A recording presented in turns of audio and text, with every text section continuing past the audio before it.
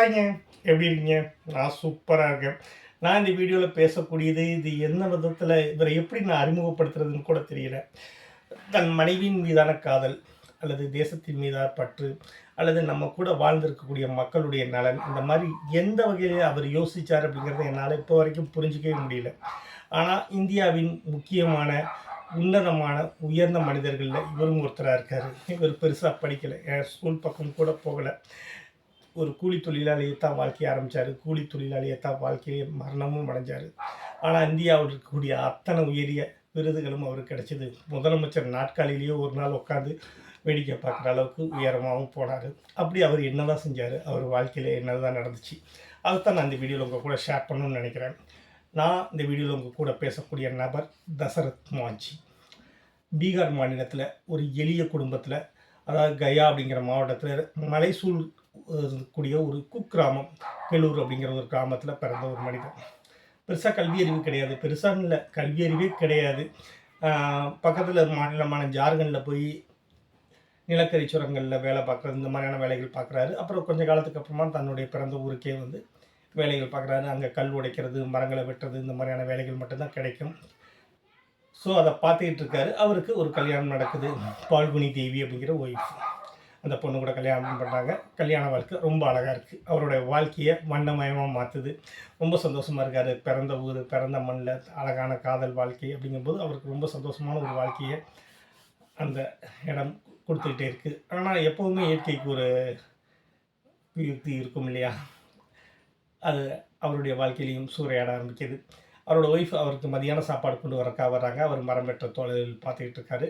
வர வழியில மணல் சரிஞ்சு விழுகுது. கல்லெல்லாம் உருண்டு விழுக ஆரம்பிக்குது. இவங்க கால் இடறி விழுந்துடுறாங்க. தலையில பயங்கரமா அடிபட்டுருச்சு. இப்போ ஹாஸ்பிட்டல் கொண்டு போனா காப்பாத்திடலாம் அப்படிங்கிற சிச்சுவேஷன். ஆனா, ஹாஸ்பிட்டல் வந்து பார்த்தீங்கன்னா, வாசிர்கஞ்ச் அப்படின்னு சொல்லிட்டு பக்கத்தில இருக்கக்கூடிய நகரம். அந்த நகரத்துக்கு போனா இந்த மலைய சுத்தி தான் போயாகணும். கெலூர் கிராமத்திலேருந்து மலைய சுத்தி தான் போயாகணும். 55 கிலோமீட்டர் போயாகணும். பெரிய வாகன வசதிகள் கிடையாது. குண்டும் குழியுமான சாலைகள் மட்டுமே இருக்கக்கூடிய ஒரு இடம். ரத்தப்போக்கு போயிட்டே இருக்கு. முதலா அந்த ஊர் அவருக்கு நரகமா தெரியுது. தசரத் மாஞ்சிக்கு கஷ்டமா இருக்கு. தன் மடியில மனைவி இருக்கா, ரத்தப்போக்கு நடந்துக்கிட்டே இருக்கு. வலியில துடிச்சிட்டு இருக்காங்க. கண்ணு முன்னாடி கொஞ்சம் கொஞ்சமா உயிர் போயிருக்கு. போயிடக்கூடாதுன்னு பதறாரு. ஆனாலும் அவங்க மனைவி இறந்துடுறாங்க. மொத்த உலகமும் அவருக்கு இருண்டு போயிடுது. என்ன செய்றது? அடுத்து என்ன பண்ண போறோன்னு தெரியல. எதுக்காக வாழணும்னு தெரியல. கூட பிறந்தவங்க யாரும் கிடையாது. குழந்தைகள் எதுவும் கிடையாது. தனி மனுஷனா தான் இருக்காரு. எதுவுமே அவருக்கு தோணல. என்ன பண்ண போறோம்னு தெரியல. எதுக்காக வாழணுங்கிறது கூட தெரியல. ஆனா, அந்த நிமிஷம் அவருக்கு ஏதோ ஒரு விஷயம் தோணுது. நம்ம மனைவிய அவ்வளவு நேசிச்சோம். ஒரு விபத்து தெரியாம ஏற்பட்டுச்சு. ஆனா, ஒரு பாதை இருந்துச்சுன்னா, ஒரு வழி இருந்துச்சுன்னா, நம்ம காப்பாத்தியிருக்க முடியும். இதே மாரி எத்தனை பேர்த்தோட மனைவிகள், எத்தனை பேர்த்துடைய தாயார்கள், சகோதரிகள், குழந்தைங்க, மருத்துவ வசதி மட்டும் இல்லாம, வேலைவாய்ப்பு எதுவுமே இல்லாம நம்ம கிராமம் பின்தங்கிட்டே இருக்கே அப்படின்னு யோசிக்கிறாரு. அதுக்கு ஒரு பாதையை உருவாக்கினா எப்படி இருக்கும் அப்படின்னு யோசிக்கிறாரு. யோசிச்சவரு தன்னுடைய நண்பர்கள்ட்ட கேட்கல. தன் ஊர் மக்கள்கிட்ட பேசல. அரசியல்வாதிகள்கிட்ட போய் கேட்கல. அதிகாரிகள்கிட்ட போய் கேட்கல. ஒரு உளியும், ஒரு சுத்தியலையும் மட்டும் எடுத்துட்டு மலைய கொடைய போயிட்டாரு. எல்லாரும் கிண்டல் பண்றாங்க, கேலி பண்றாங்க, நக்கல் பண்றாங்க, நையாண்டி பண்றாங்க. எத பத்தியும் அவருக்கு கவலைப்படல. நான் ஒரு வேலைய எடுத்து செய்றேன். அந்த வேலைய நிச்சயமா என்னால செய்ய முடியும். இதன் மூலமா இந்த மக்களுக்கு பயன் கிடைக்கும் அப்படின்னு நம்புறாரு. அந்த நம்பிக்கை அவர் எப்பெல்லாம் சோர்வடையுமோ, அவருடைய மனைவியின் மீதான காதல் எல்லாமே ஒரு உந்து சக்தியா குடுத்து, அவர வேலை பார்க்க வைக்குது. வேலை பார்க்க வைக்குதுன்னா, எத்தனை நாட்கள் அப்படின்னா, நாட்கள் கிடையாது, மாதங்கள் கிடையாது, வருடங்கள். கிட்டத்தட்ட 1960ல அவர் அந்த மலைய குடைய ஆரம்பிச்சவரு, 1982ல அத சாலையா மாத்தி அமைக்கிறாரு.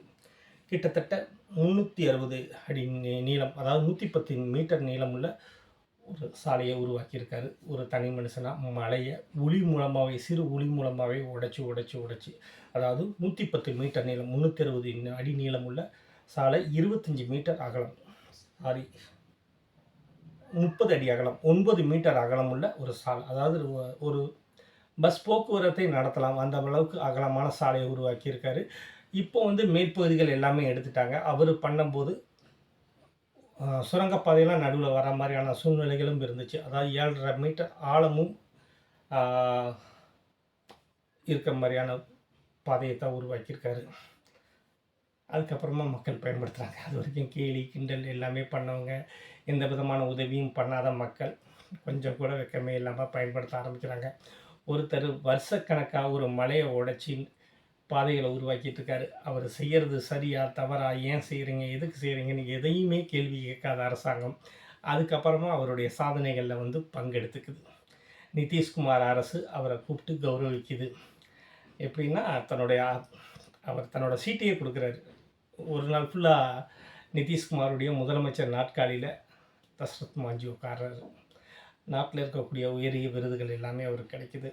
2015 அவரை பற்றி ஒரு படமே எடுக்கிறாங்க. படம் பேர் மாஞ்சி த மவுண்டெயின் மேன் அப்படின்னு சொல்லி ஒரு படம் எடுக்கிறாங்க. அது கோடிகளில் வசூல் அல்லது. ஆனால் அவர் 2007 கேன்சரில் இறந்து போயிடுறாரு. ஒரு மனுஷன் இறந்ததுக்கப்புறமாவும் அவருடைய புகழ் பரவிக்கிட்டே இருக்குது. 2016 அவர் பேரில் அவருடைய புகைப்படத்தோட ஸ்டாம்ப் வெளியிடுறாங்க. அவர் அமைச்சர் சாலைக்கு இந்தியா ஃபுல்லாக அங்கீகாரம் பண்ணுறாங்க. தசரத் மாஞ்சிஸ் ரோடு அப்படிங்கிற பேரோட இன்றைக்கும் அந்த ரோடு இருந்துகிட்டே இருக்குது. இந்த கதையை நான் எப்படி எடுத்துக்கிறதுன்னு தெரியல. இது ஒரு காதலா, இல்லை ஒரு வேட்கையா, இல்லை நம்ம மக்களுக்கு, நாம் சார்ந்திருந்த மக்களுக்கு நம்ம ஏதாவது செய்யணுங்கிற அந்த போர் குணமாக எப்படி எடுத்துக்கணும்னு எனக்கு தெரியவே இல்லை. அவர் நினச்சது, அவர் சொன்ன ஒரே விஷயம் தான், என் மனைவிக்கு என் கண்ணு முன்னாடி இறந்தாங்க, என்னால் எதுவும் செய்ய முடியாமல் கையறு நிலையில் இருந்தேன். அந்த மாதிரியான சூழ்நிலை இன்னொரு ஆண்மகனுக்கு ஏற்பட்டக்கூடாது, இன்னொரு தாய்க்கு ஏற்பட்டக்கூடாது அப்படின்னு தான் சொன்னார். அது இன்றைக்கி அந்த நகரத்துக்கு ஒரு விடிவு காலமாக இருக்குது. 55 கிலோமீட்டர் வெறும் 15 கிலோமீட்டர் ஆகிருக்காது. அந்த புகைப்படங்களை நான் வரிசையாக போட்டுட்டு தான் இருந்திருக்கேன். உங்களில் மாஞ்சி பற்றி எத்தனை பேருக்கு தெரியும்? அவரை பற்றி என்ன நினைக்கிறீங்க? இந்த கதை, இவருடைய உழைப்பு எதை நோக்கியதாக இருந்துச்சு? எனக்கு எதுவுமே புரியலை. பட் ஒரு மாதிரி நெகிழ வச்சுது. ஒரு மனுஷன் 20 வருஷம் 22 வருஷம் மனசு தளராமல் ஒரே இடத்துல போராடுறான் அப்படிங்கிறது எவ்வளோ பெரிய விஷயம், எவ்வளோ அழகான விஷயம். உங்களில் இதை பற்றி என்ன தோணுது அப்படிங்கிறத கமெண்ட்ஸில் சொல்லுங்கள். நன்றி. இன்னொரு வீடியோவில் சந்திப்போம்.